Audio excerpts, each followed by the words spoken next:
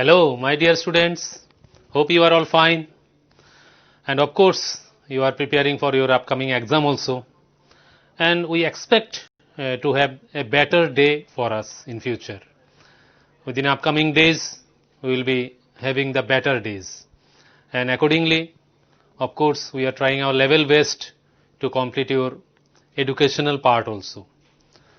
So, today we shall discuss from our social and political life, chapter 3, why do we need a parliament? Before we jump into the direct topic, I want to tell you something about the forms of government running around the world. Because when we learn about the various forms of government running around the world, it will be easier for you to identify the special type of government that is running in our country, which is called the parliamentary form of government. So first of all, we have to know the classification. What are the various forms of government going around the world? Say for example, if we take the first one, let us take the first one, parliamentary form only. Now what is this parliamentary form of government? Parliamentary form of government.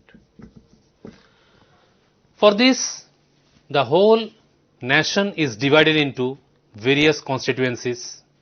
If we take the example of our country, India, it is divided into 543 constituencies because in the lower house of the parliament, which is called the Lok Sabha, there are 523 seats. Actually, there are 545. Two members are being nominated by the president. That's why the total country is divided into 543 constituencies. And from each constituency, one member is selected by means of universal adult franchise, and accordingly the majority party, the majority political party which forms the government. So this way the parliamentary system is running. It is not only in our country, in various countries parliamentary form of government we can find out. Let us see the second one. In comparison to parliamentary form, there is the other type of government we find out, that is called presidential form of government. Now let us see what is this presidential form of government. Presidential form, for example, let us take the example of USA, United States of America. Recently, the election was held over there. You know that Joe Biden, who became the president by means of majority vote. So what is this presidential form of government? Where the president is the supreme authority, the highest executive of a nation. Of course, there are other administrative authorities, but all in all, the supreme authority is considered as the president. Not like the power and position of president in our country. It is quite different. You will find that in parliamentary form, there are two executives. I am talking about the president as well as the prime minister. Now, what is the basic difference here? The parliamentary form, in parliamentary form, two executives are there, the president and the prime minister. The question is, who is more powerful? Why two executives in parliamentary form? Yes, we must know it. See, in parliamentary form, the two executives are there, and among them, of course, the person who is directly elected by the people by means of universal adult franchise, he is more powerful. According to the democratic system, the representative who is elected directly by the people. So in our country, who is directly elected? Of course, the prime minister, not the president. Of course, president is also elected, but he is indirectly elected by the people. President is elected by the representative of the people.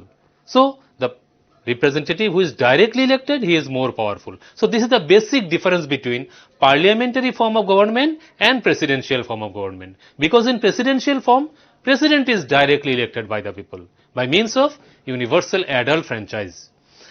So these are the two forms of government we find around the world. There are other two forms also. Now the point is, why I am discussing about all these matters?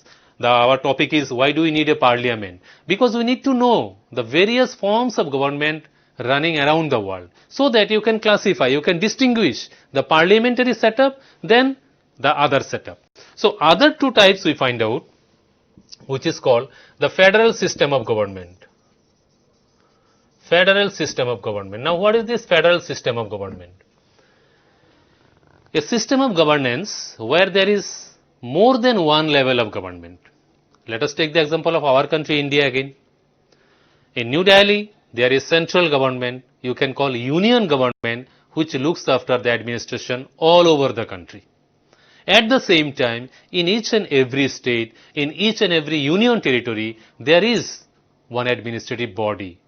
Say for example, in our state, there is state legislative body. So in various states, there are state legislative assemblies. In some states, few states, there is legislative council. So those are the administrative bodies running the administration in the states. So you can find out easily there are more than one level.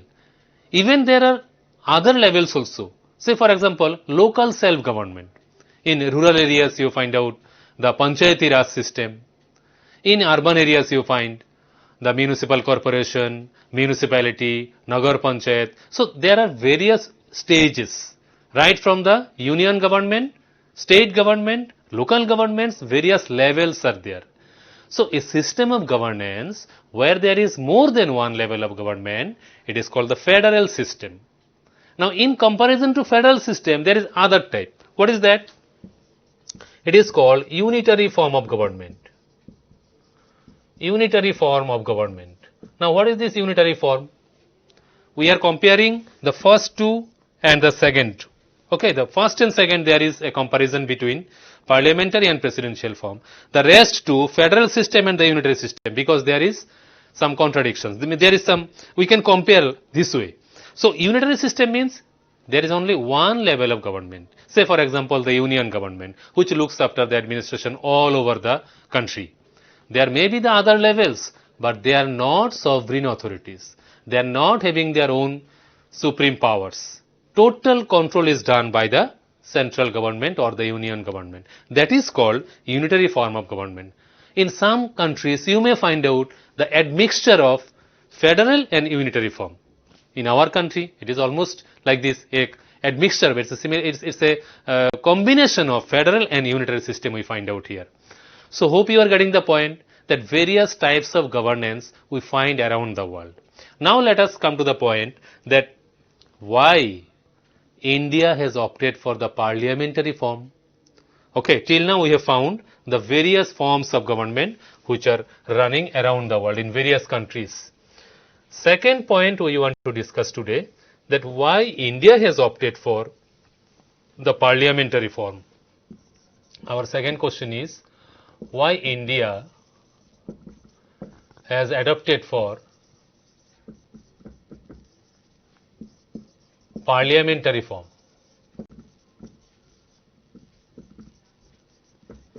What is the reason? We need to know. All of us we know, around 200 years, the foreigners ruled over in our country.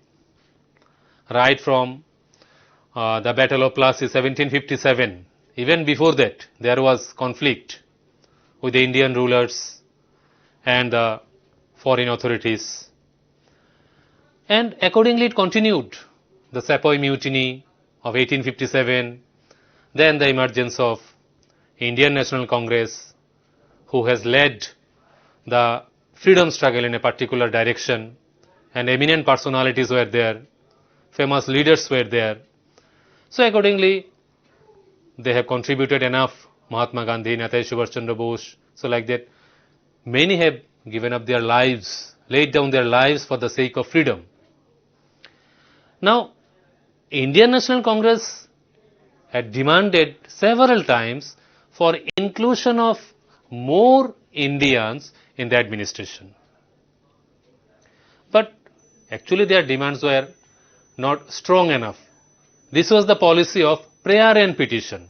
And the oppositions, means within the Congress there were some classifications, divisions. So a group of leaders within the Congress, they were not happy, not satisfied with such type of demands. That is called prayer and petition. Okay. So why this parliamentary form? Let us come to the point. As I am telling that, the leaders have demanded for the inclusion of more Indians in the administration. Why? Why they have demanded? It is quite natural. because when more Indians will be there in the administration, so they can represent the sufferings, the requirements, the necessities, wishes of the people. So accordingly, if the administration runs, then it will be an effective one. So by Government of India Act, there are some Government of India Act introduced, say for example 1909. Some limited number of Indians were taken in the administration. Limited participation of the Indians were allowed by the Government of India Act 1909. But the Indians were not satisfied. The leaders were not satisfied such system. They wanted more and more Indian representative to be there in the administration. So by this long struggle, it's a long struggle that continued for a long period of time, and huge number of people were involved here. Many have given up their lives for the sake of freedom. So our leaders were confident enough about the selection of the people. We are trying to relate to this question that why India has adapted the parliamentary form. Because our leaders have found this form as more democratic. Because they have found this form as more democratic. Why it is called that parliamentary form is more democratic? The reason is, when the country is divided into various constituencies and there is reservation of seats for the certain sections of the society, for the backward communities, for women, so it is considered that, it is believed that proper representation is possible. In this manner, proper representation is possible. So those representatives from various parts of the country will represent the wishes of the people, will speak about the requirements of the people in the central legislature. So in that sense, the democratic form will be a successful one. So it is considered that the parliamentary form is more democratic than the other form of government. That's why our nation builders opted for the parliamentary form. Another sense is there that ideas of freedom and equality. The people, millions of people who have struggled a lot, many of them laid down their lives for the sake of the freedom, now for the establishment of the equality, so that people can express their opinion freely. That's why this parliamentary form is opted. Then of course we must say that in 1885, Indian National Congress has demanded for more representation, and accordingly few wishes were fulfilled. And when the country was approaching towards the freedom, so our leaders were assured, our leaders were confident enough about the choice of the people. Because the people, those who have suffered, they realized how a leader should be. Who should rule us? The ruler's nature have been clear, was much clear to the people. So that's why our leaders were confident enough about the choice of the people. People have realized that how a leader should be. Who should govern us? By being underruled by the British, people have realized that if such nature is there within the rulers, in the administration, then of course we cannot enjoy the taste of freedom. So we must need such kind of rulers, our own representatives, who can talk about us, who can express, who can represent our desires, our wishes. When we are getting the freedom, of course, our wishes must be fulfilled through our representatives. So these are the reasons why parliamentary form has been adopted in our country. Now we shall discuss about another important part here, that is about the people and their representative. So who are there in the parliamentary form? Who are there in the administration? Of course, the people's representative.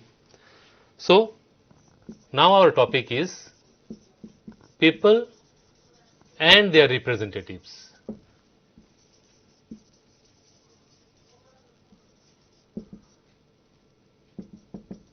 People and their representatives. So how are the people's representative being selected here in this form? First thing, the whole country is divided into electoral constituencies. Division of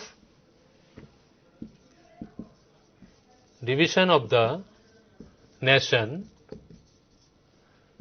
into electoral constituencies.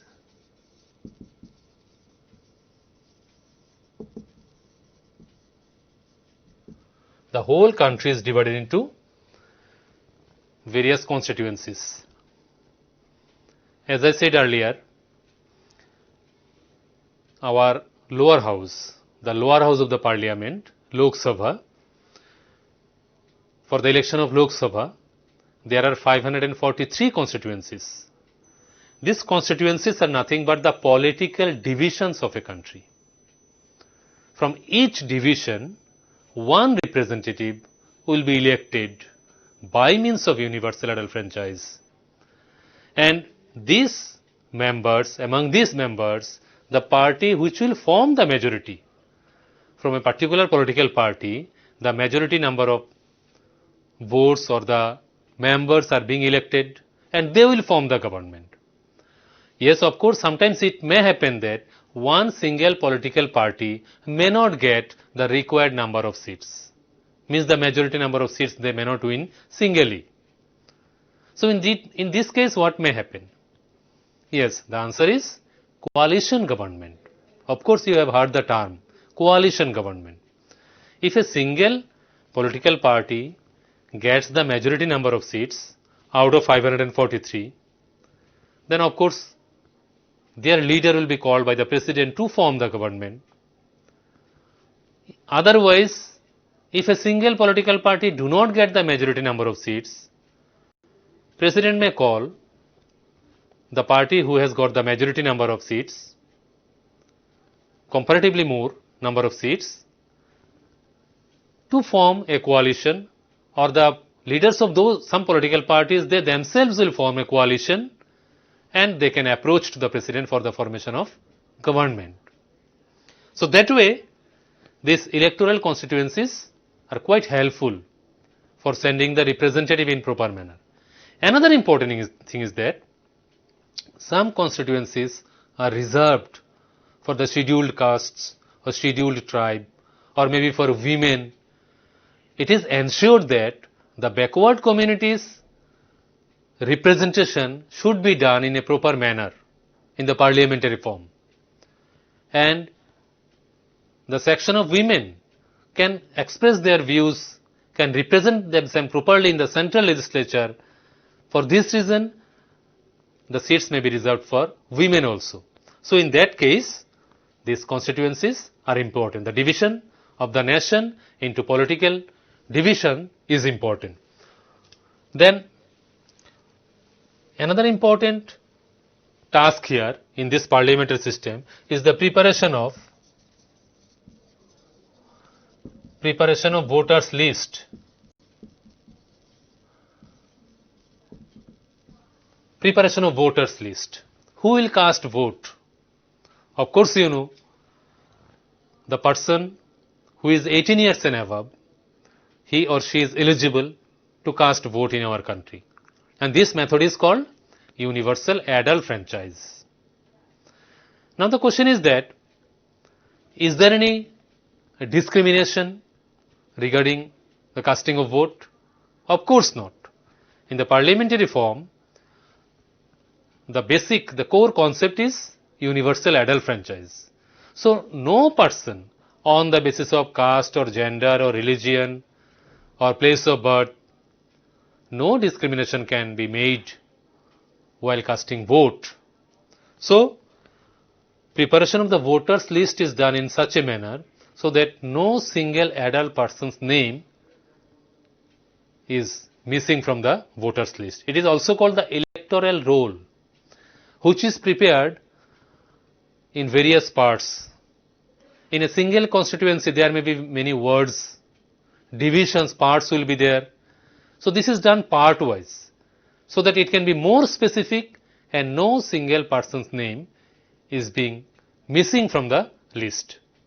So the right, the voting right, the political right, so that each and every individual can express their opinion while selecting their representative, can be done in proper manner. So preparation of voters list is very important, and it must be updated regularly. The Election Commission of India appoints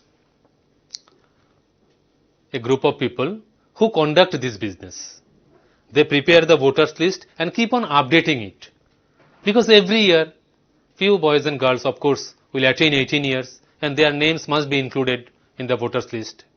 And if a person dies, his or her name should be eliminated from the list. So that way an updated voters list will ensure the success of universal adult franchisee and ultimately the success of parliamentary form of government. So preparation of voters list is important. The next important task with the Election Commission is to provide the EPIC, photo identity card, for the election purpose. No voter can enter into the polling booth without the EPIC, means photo identity card the voter is having. This is a must for each and every voter, which is issued by the Election Commission of India. So the election is conducted. Many people are engaged with this gigantic activity. People are being trained, officials are being trained. Many security personnel are being engaged here. It's like a huge festival in our country while conducting the election. Huge number of security personnel, government officials, vehicles, then EVM or ballot box or ballot papers are required for conducting the election. This is called general election. So while conducting the election, the Election Commission of India has got the primary role, major role here, but huge number of people are being engaged here for the successful conduction of election. Then after the conduction of election, the votes are to be counted, and finally the majority party who has got the majority number of votes will form the majority party, and their leader will be called by the president to form the government. And the leader of the majority party will be the prime minister of the nation. So that way it takes place. That's not enough. The other political parties who could not get the majority number of seats, of course they also have the important role to be played. Among the other parties, the second best one can be considered as the opposition party. So the role of opposition party for the success of parliamentary reform is very important. So role of the opposition party. How is the role of opposition party is helpful for the success of parliamentary form of government? Because they keep keen observation on the governmental activities. Most of the time it is found that prior to the election, various promises are being made by various political parties which will fulfill the desire of the people. Various sections of the people wish that their desires will be fulfilled by the government. And when there is late enough to fulfill those dreams of the people, the opposition party asks the question in the parliament, then why such activities, why the welfare activities are not done in the time period, in the time schedule given by the government. And if there is any kind of corruption or malpractices, administrative wrong initiatives, all those are being criticized in the central legislature by the opposition party. So you can realize the role of the opposition party is also equally important for smooth running of the parliamentary form of government. So that way, the people's representative, remember, it is not only the representative those who are forming the government in the majority party. The other representatives, the other political parties, those who could not form the majority, but they are still there. They are still there in the parliamentary form. Their opinions are also important here. They find out the loopholes. Government is being alerted by the opposition parties. So that way, government can conduct its business in proper manner. So that is the role of the people's representative in the parliamentary form. And who are they in the parliament? The people's representative are called. They are called MPs, member of the parliament, no? From each and every constituency, one member who has got the majority number of votes, he is considered as MP, a member of the parliament. And for the state assembly elections, the elected members are called MLAs, member of the legislative assembly. For each and every state there is either legislative assembly or legislative council. They are also being elected by the people. So those people are also there in the governance, running of the system. Now, as I said, the leader of the majority party is considered as the Prime Minister of the nation, and the Prime Minister alone cannot run the business, run the administration. He needs certain helping hands. So, who are these helping hands? The other ministers, maybe health minister, PWD minister, education minister. Certain portfolios are to be distributed among the other elected MPs. So Prime Minister needs the help of certain trustworthy MPs with whom he can share, with whom he can plan for the future activities of the nation. So accordingly, the total ministry is formed, and this ministry will run the administration. So this is important. So the people's representatives play the major role in the parliamentary form. In the next part of our discussion, we will find out the composition of the Indian Parliament, which is very interesting as well as important also. The composition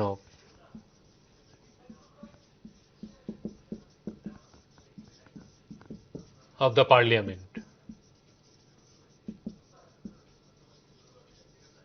Composition of the Parliament. How is the Indian Parliament composed of? The first of all, we must place the President. The first position in the composition of the Parliament holds by the President, the highest executive. The highest executive of the nation is considered as the President. Then there are two houses in the Indian Parliament. In the central legislature, you must remember that the Indian Parliament is called the central legislature. This one can be a short question for you. Which is the central legislature of India? The answer is Parliament. Of course, you know that the government has got three organs. Everywhere, not only in our country, everywhere the government, a democratic government, has got three organs, basic three organs. What are these organs? Yes, all of you know. If I would have asked this question in the class, then many of you could answer this.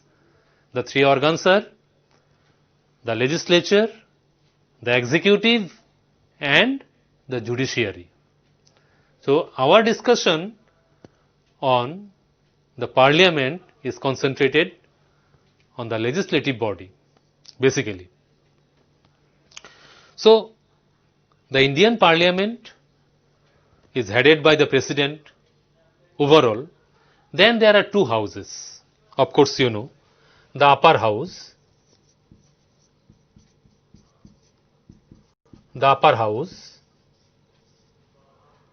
which is called Rajya Sabha. Rajya Sabha, or we can call the Council of States. Council of States. You have to remember this. Which is the upper house of the Indian Parliament? This one can be a short question for you. Rajya Sabha, or we can call the Council of State. You have to remember these terms. Now, how many members are there? So, in Rajya Sabha, in total, there are 245 members. In Rajya Sabha, there are 245 members. Out of these 245 members,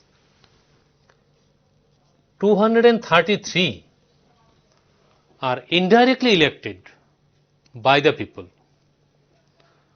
Why we are calling indirectly elected?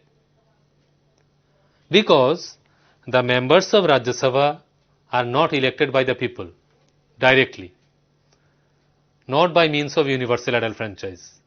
People's representative actually elect 233 members of Rajya Sabha. And what is the rest number here? The remaining 12 number of representatives are being nominated by the highest executive, that is the President of India. President nominates 12 number of members in the Rajya Sabha. Now, who are these 12 members? They are the eminent personalities of our nation. They may have glorified in various fields, maybe art, culture, music, literature, sports, scientific developments, administration. In their field, they have glorified, they have positioned themselves in such a way, so they are being selected by the President as the nominated members in the Rajya Sabha. Hope you can follow. So 233 plus 12, it makes 245 members. Now, who is the chairperson of this upper house of the parliament? You must remember, the chairperson is the vice president. Vice president. Vice president is the chairperson of Rajya Sabha. What is the term? What is the term for Rajya Sabha? It is 6 years. You have to remember this also. Term of Rajya Sabha is 6 years. In general election, the Lok Sabha election, it is conducted after every 5 years, or other elections, state assembly elections is also conducted after every 5 years normally, panchayat election or various types of elections held in our country, and all those are conducted normally after every 5 years. But the term for Rajya Sabha is 6 years. Why it is so and how it is done? We have to remember that this upper house of the Indian Parliament is called a permanent house. Why? Because Rajya Sabha is never ever dissolved at a time. Not all the members are retired at a time. Actually, after every 2 years, 1/3 of the members of the Rajya Sabha are retired. To fill up those vacant seats only, election takes place. Hope you are getting the point. That's why upper house of the Indian Parliament is called a permanent house. It is never dissolved as a whole at a time. After every 2 years, one-third of the members go for retirement. An election is held to fill up those vacant seats only. So these are some important information about Rajya Sabha. You can write many short questions from here. You can write about the composition of Rajya Sabha as a short note. So, how will you write down the answer? It is quite simple. The upper house of the Indian Parliament is called the Rajya Sabha. It is called the Council of the States. Because from each and every state there is representative in the upper house of the Parliament. But we have to remember, these members are not directly elected by the people by means of universal adult franchise. They are elected by the representative of the people, by the other representatives, by the other members of the Parliament. So that way, the Rajya Sabha is formed, which is the upper house, and it is also called the permanent house. Why? Because it is not dissolved at a time. After every 2 years, one-third of the members go for retirement. To fill up the vacant seats, only the election is taken place for Rajya Sabha. And Rajya Sabha is headed by the Vice President of India. The members of the Rajya Sabha actually are controlled, monitored by the Vice President. He is the chairperson of Rajya Sabha. And if the question of removal of the Vice President comes, then of course the resolution can be raised only in Rajya Sabha. This is a very important point to remember. Okay? Because he is the chairperson of Rajya Sabha. For the removal of Vice President, actually Lok Sabha has nothing to do. So these are the certain basic information about Rajya Sabha we need to know. And about the number of members, hope the point is quite clear to you, that there are 245 members in total, out of which 233 are indirectly elected and 12 are nominated. Remember, 12 members are nominated by the President in the Rajya Sabha. So these 12 personalities are the eminent personalities. These 12 members of Rajya Sabha are the eminent personalities from various fields from our nation. Say for example, Sachin Tendulkar, one of the finest cricketer of our country, was the member of Rajya Sabha. So this way, some eminent personalities from various fields, science, arts, literature, culture, music, from various fields, they are being selected by the President. So these are all about Rajya Sabha. Now let us find out the other house. Which is the other house? The lower house. The lower house of the Indian Parliament is called the Lok Sabha. Lok Sabha. House of the people. House of the people. We have to remember one thing. The colonial rulers who had enough impact on the administration, culture, society formation, political setup. So there is an influence in the administration also. This parliamentary form you will find in England also. By the Britishers, we were ruled, and there is an impact, there is an impression of that British parliamentary form, the House of Lords and the House of Commons. So accordingly, our parliament is also formed in this manner. So the lower house of the Indian Parliament is called the Lok Sabha House of the People. It is called House of the People. So, what is the total number? What is the total strength of the Lok Sabha? Total strength of Lok Sabha is 545. I told you earlier, out of these 545 members, elected members are 543.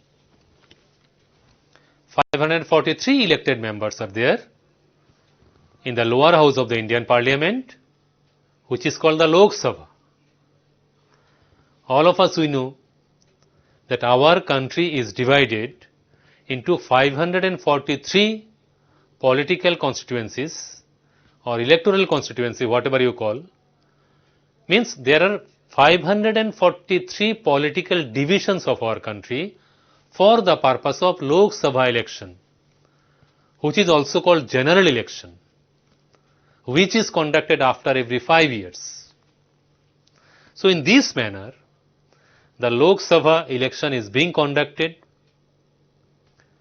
and among those 543 constituencies, from each constituency, one member is elected by means of majority vote through universal adult franchise method. And among those 543 members, if one political party gets 272 seats, then they will form the government. So this is a magic number we have to remember, 272.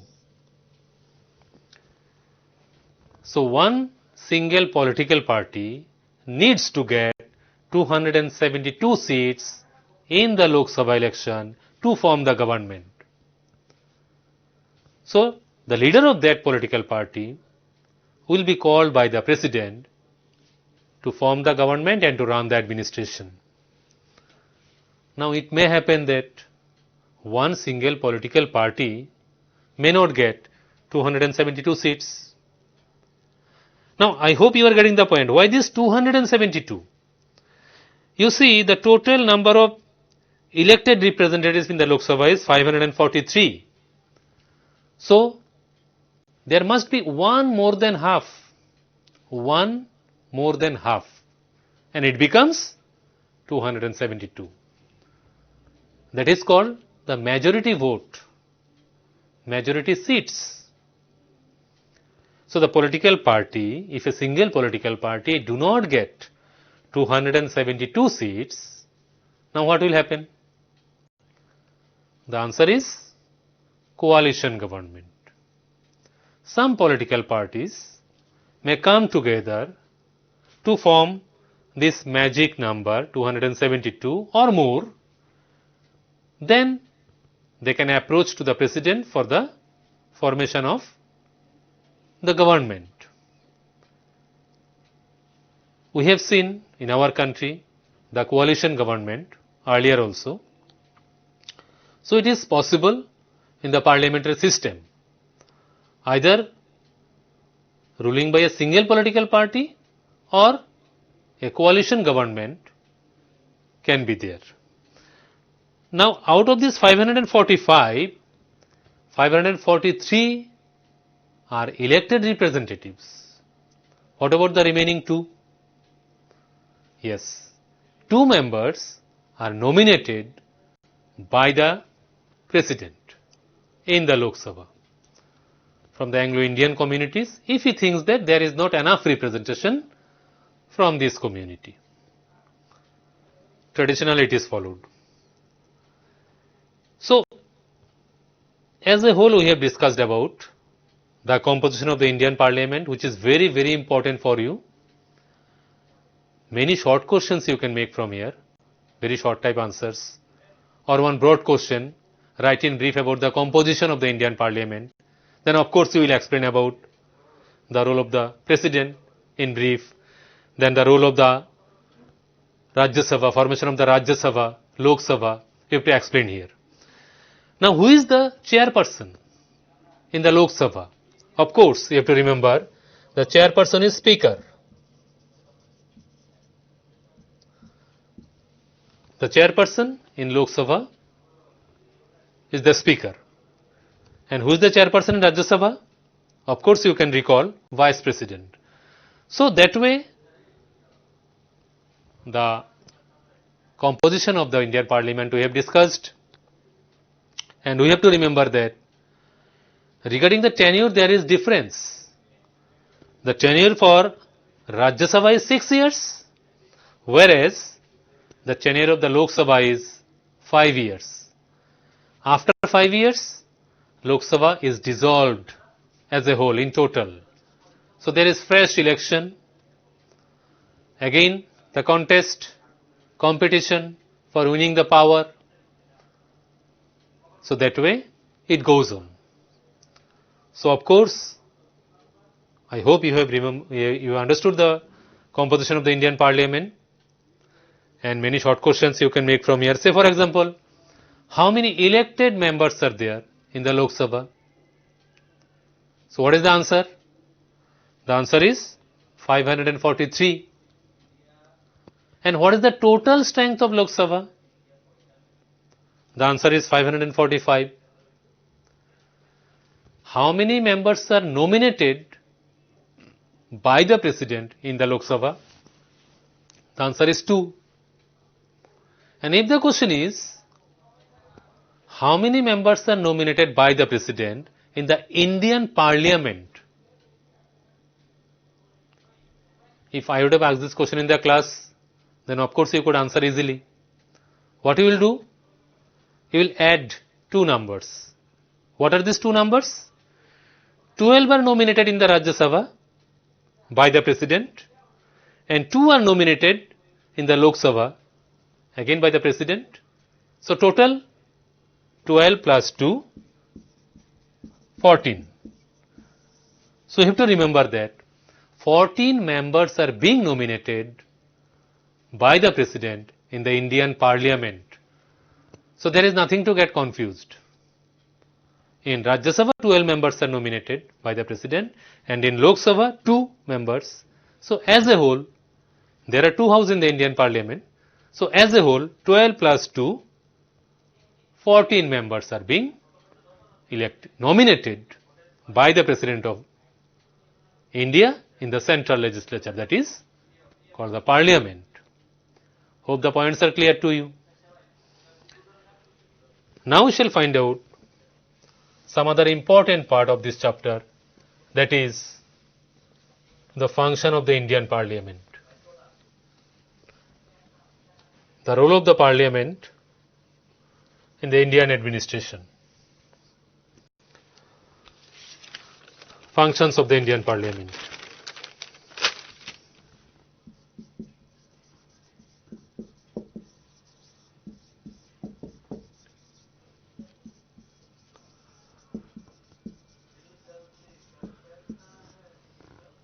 In 3 broad headings, we can discuss about the functions of the Indian Parliament.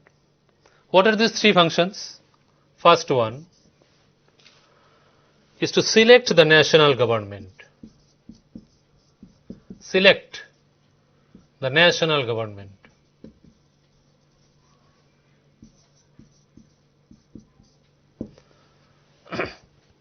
So how is the national government selected by the Parliament? In our previous discussion, I have already explained this matter. Just for a recap, in short I am telling you, how is the national government actually selected by the Parliament? How Parliament is helpful for the selection of the national government? You just go back to that fact that the nation is divided into political constituencies, and the members who get the majority number of votes,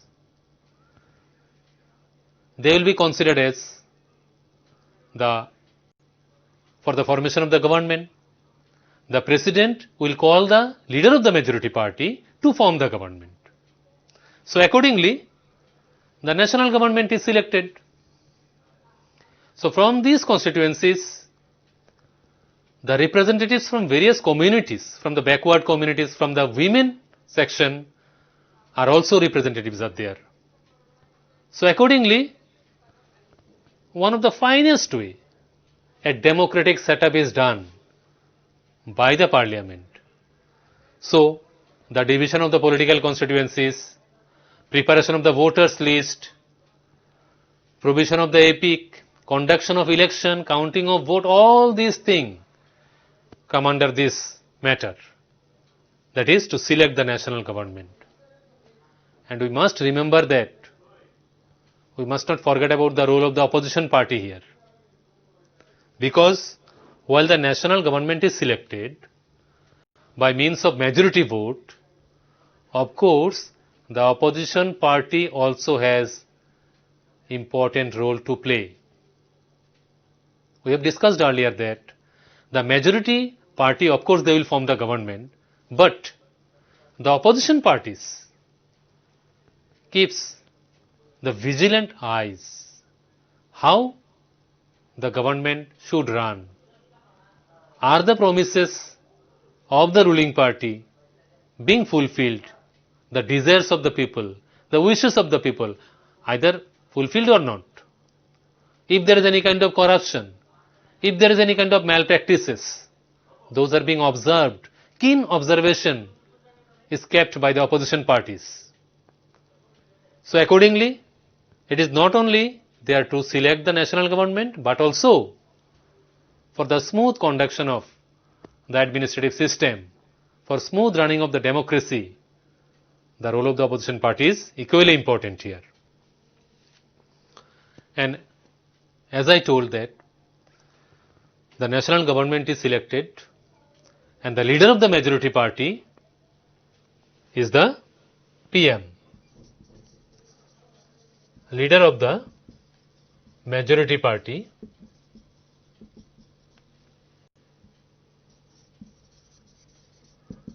is called the Prime Minister, who is directly elected by the people. That is the system. So in a democratic setup, the system is that the Prime Minister, the highest executive of the nation, is being directly elected by the people. Hope you are getting the point. The second important function of the parliament is to control, guide and inform the government. Second important function, to control, guide and inform the government. So how it is done? How the parliament controls the government? We know that the government is formed by the majority party.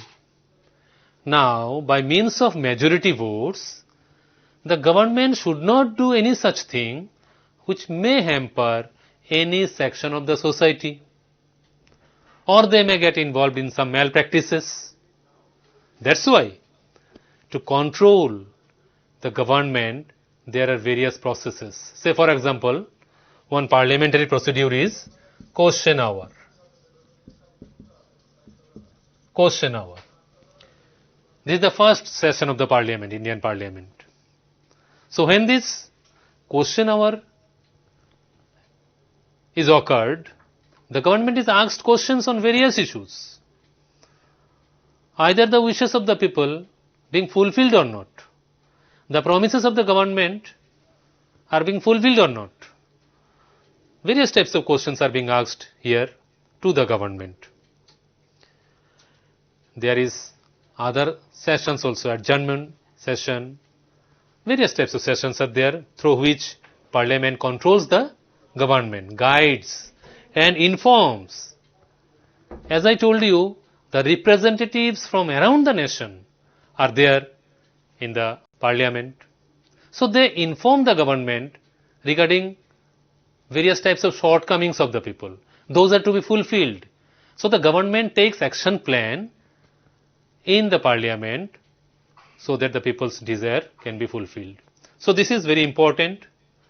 And one of the most important function is lawmaking, for which the parliament is there. The name itself suggests that the central legislature, which is the lawmaking body of the nation. Hope you have got the point. So the three important functions of the parliament we have discussed, the composition we have discussed, and why the parliamentary setup is being adopted. Hope you have got the point. So you can make many short questions from here, as I have discussed, and some broad questions. Say, for example, write in brief about the functions of the Indian Parliament, then composition of the Parliament. Two broad questions are very important from here. Okay. So we shall wind up today's class here. Thank you for watching.